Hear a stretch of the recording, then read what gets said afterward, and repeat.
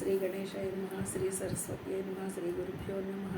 శృతిస్మృతిపురాణానామాలయం కరుణాలయం నమామి భగవత్పాదశంకరం లోకశంకరం శంకరం శంకరాచార్యం కేశవం బాదరాయణం సూత్రభాష్యకృతౌ వందే భగవంతౌ పునః పునః. హరి ఓం. వసుదేవసుతం దేవం కంసచాణూరమర్ధనం దేవకీ పరమానందం కృష్ణం వందే జగద్గురుం. ఓం శ్రీకృష్ణ పరబ్రహ్మణే నమః.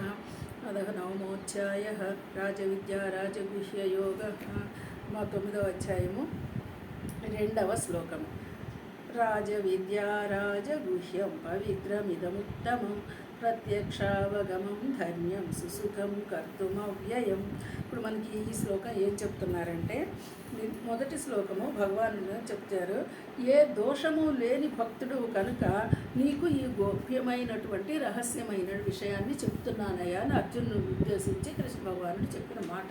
అయితే ఇక్కడ ఇంకా దానిలోనే ఈ రాజవిద్య రాజగుహ్యము అనేటువంటి పదాలను మనకి ఎలా చెప్తున్నారంటే, ఇదం ఈ విజ్ఞాన సహితమైన జ్ఞానము అంటే కేవలము జ్ఞానము తెలుసుకోవడమే కాదయ్యా, విజ్ఞానము అందులో ఏమున్నదో, ఏమి చెప్పబోతున్నానో, నేను ఏం చెప్తే నీకు ఎలా అర్థమవుతుందో నువ్వు దాన్ని క్షుణ్ణంగా అర్థం చేసుకోవడము ఈ విజ్ఞానం అని అంటున్నారు.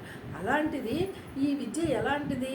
అన్ని విద్యలకు అంటే చూడండి, ఇప్పుడు మనం అన్ని విద్యలు ఏమంటాం, వృత్తిపరమైన విద్యలు చాలా నేర్చుకుంటున్నాం. ఇవాళ మనకి వృత్తి కోసము మనము భుక్తి కోసము నేర్చుకునే విద్యలు లోకంలో అనేక రకాల విద్యలు ఉన్నాయి. సరే, ఈ విద్య ఏంటి అసలు? అన్ని విద్యలకి మూలం. ఏ విద్య తెలుసుకోవడానికైనా నీలో ఒక తెలివి, ఒక జ్ఞానము, తెలివి అనేది ఒకటి ఉండాలి. ఆ తెలివికి మూలం ఎవరు? ఆ తెలివికి మూలాన్ని నువ్వు గుర్తిస్తే ఏ విద్య అయినా నీకు వస్తుంది. అయితే అన్ని విద్యలకి మూలము ఈ విద్యే. అంటే నిన్ను నీకు తెలియపరిచే విద్య మెయిన్ ఇది కాబట్టి అని మనం అంటే ఇక్కడ ఇది ఎలాంటిది? తలమానికము, సమస్త గోప్య విషయములకు శిరోభూషణం. అన్ని విషయాలు ఇప్పుడు నీలోనే ఉండి నీకు స్ఫురణను కలుగజేస్తున్నది ఏమిటంటే ఈ విద్య వల్లే. అంటే దీనికి ఏం పేరు పెట్టారో తర్వాత చెప్దాం, మనం తర్వాత చెప్పుకుంటాం.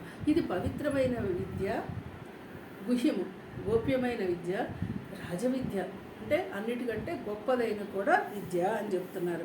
మిక్కిలి పవిత్రమైనది, ఉత్తమమైనది.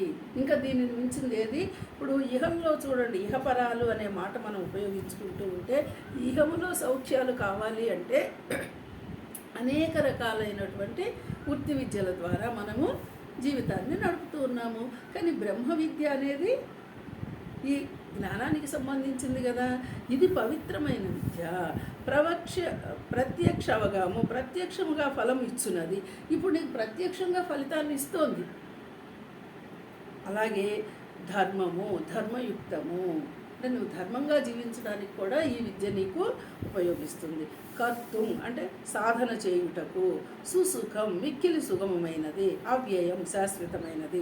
అంటే ఇప్పుడు నేను నీకు చెప్పబోయే విద్య నీకు ఎన్ని రకాలుగా ఫలితాన్ని ఇస్తుందో చూడమని చెప్తూ ఉన్నారు కృష్ణ భగవానుడు అర్జునుడికి.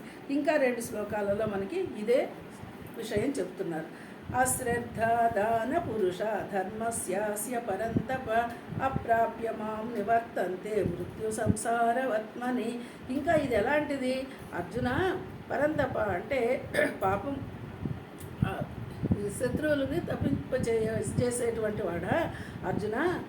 ఈ చెప్పిన మార్గము, ఇప్పుడు నేను పైన చెప్పినటువంటి ఈ ధర్మయుక్తమైన మార్గం ఏదైతే ఉందో, శ్రద్ధాహితులైన పురుషులు ఎవరికి అబ్బిద్దాయి అంటే శ్రద్ధ ఉన్న వాళ్ళకి తెలుస్తోంది ఇది. అలాగే నన్ను అప్రాప్యం పొందక అంటే చూడండి, నన్ను పొందక అంటే తెలుసుకోకుండా, నన్ను తెలుసుకోలేక మృత్యు రూప సంసారమునందు అంటే మళ్ళీ ఈ జనన మరణ చక్రంలో నన్ను తెలుసుకోకుండా వాళ్ళు పడుతున్నారయ్యా. అలా నివర్తంతే అలాంటిది పరిభ్రమించుతుందరు. మళ్ళీ తిరిగి జన్మలకి వస్తున్నారు. ఎందుకు వస్తున్నారయ్యా అంటే నన్ను తెలుసుకోలేక. నన్ను తెలుసుకోవడం అంటే ఏంటి? ఈ పవిత్రమైనటువంటి గుహ్యమైనటువంటి విద్యను తెలుసుకోలేక. ఈ విద్యను తెలుసుకున్నవాడు తిరిగి మళ్ళీ ఈ జనన మరణ చక్రంలో మారడు అని చెప్పి మనకి ఇంకా ముందు ముందు చెప్పబోతూ ఉన్నారనమాట. హరి ఓం.